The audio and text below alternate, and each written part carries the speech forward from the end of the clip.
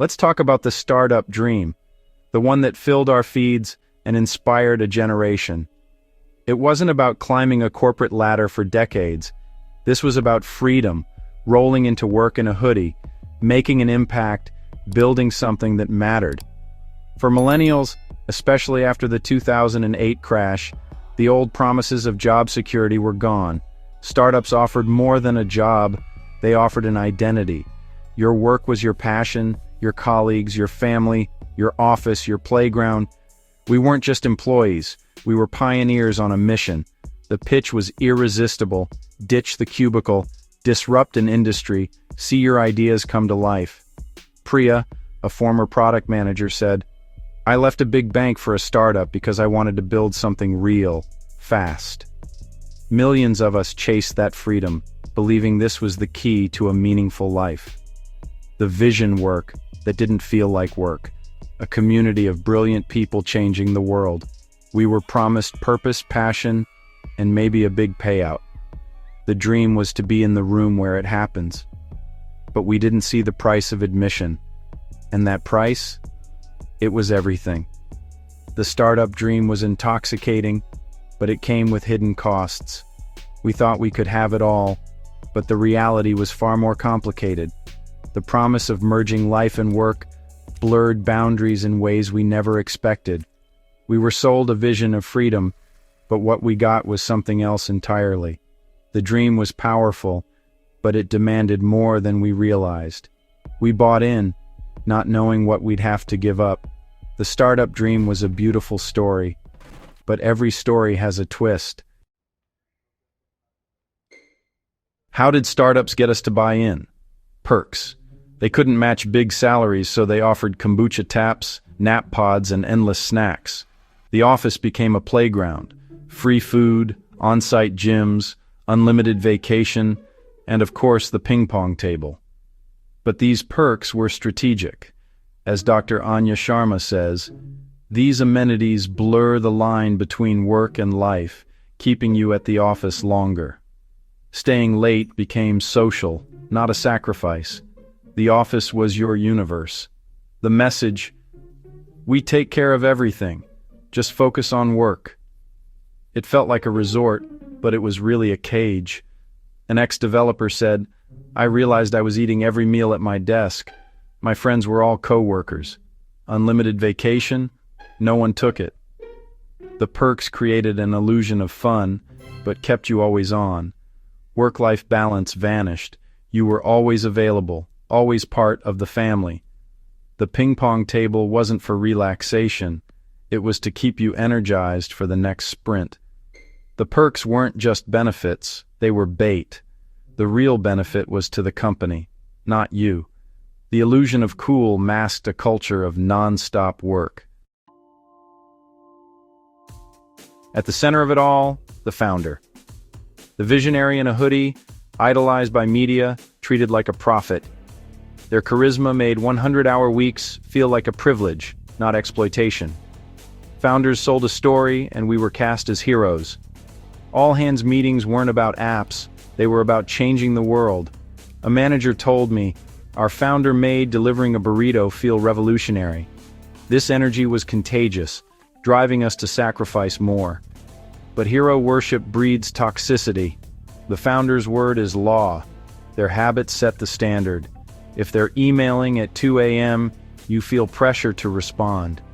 Extreme demands become normal. The myth of the sleepless, ramen-fueled founder is celebrated, not questioned. Media glorifies the hustle, ignoring the exhausted teams behind the scenes.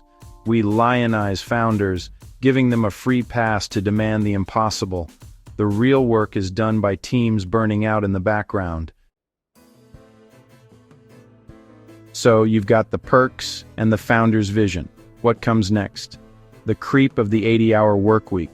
It starts with a deadline, then a launch, then a fundraising push. Soon, late nights aren't the exception. They're the rule. Leaving at 6 feels like slacking. Peer pressure and ambition fuel the cycle. You stay late because everyone else does. It becomes a competition. Who's the most dedicated?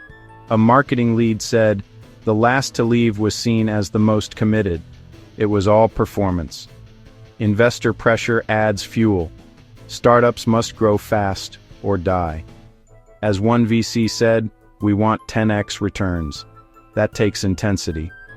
The pressure trickles down, and your burnout is just a rounding error.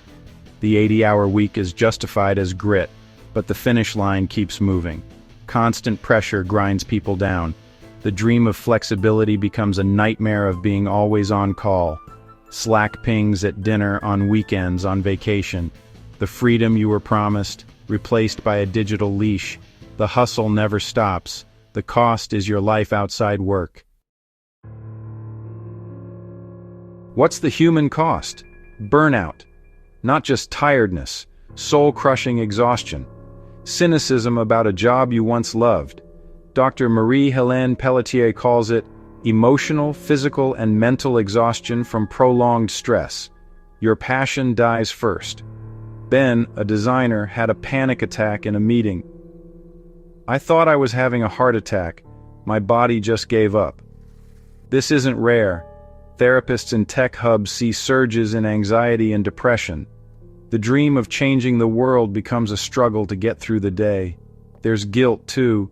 You're supposed to love this job, right? So you stay silent. Burnout spreads quietly. People quit, take sabbaticals, or get sick. No one calls it what it is: a systemic failure. Fear of seeming weak keeps everyone suffering. Stress becomes your baseline. You're trapped by FOMO. What if you leave and miss the big payout? So you stay, sacrificing health for a lottery ticket. The perks and mission tell you to be grateful even as you burn out. If it's so bad, why do people stay? It's a trap.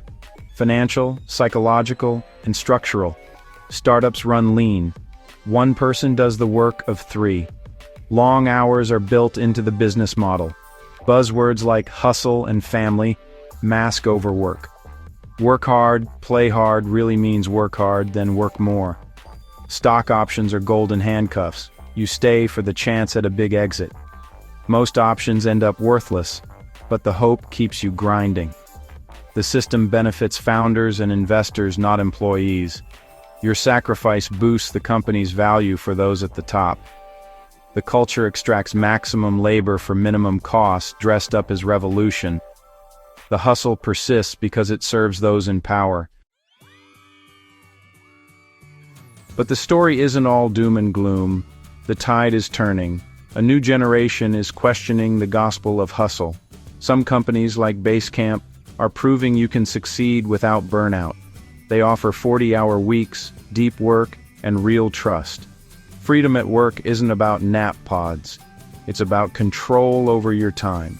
Companies like Gumroad and Buffer experiment with 4-day weeks and salary transparency. Employees are demanding better, choosing well-being over hustle. As one engineer said, "My new job gave me my weekends back.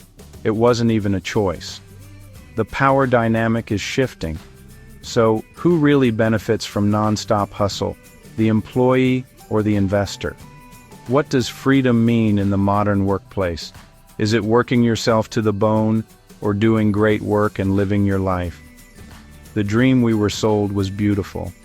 But maybe the real dream is work that supports your life, not consumes it.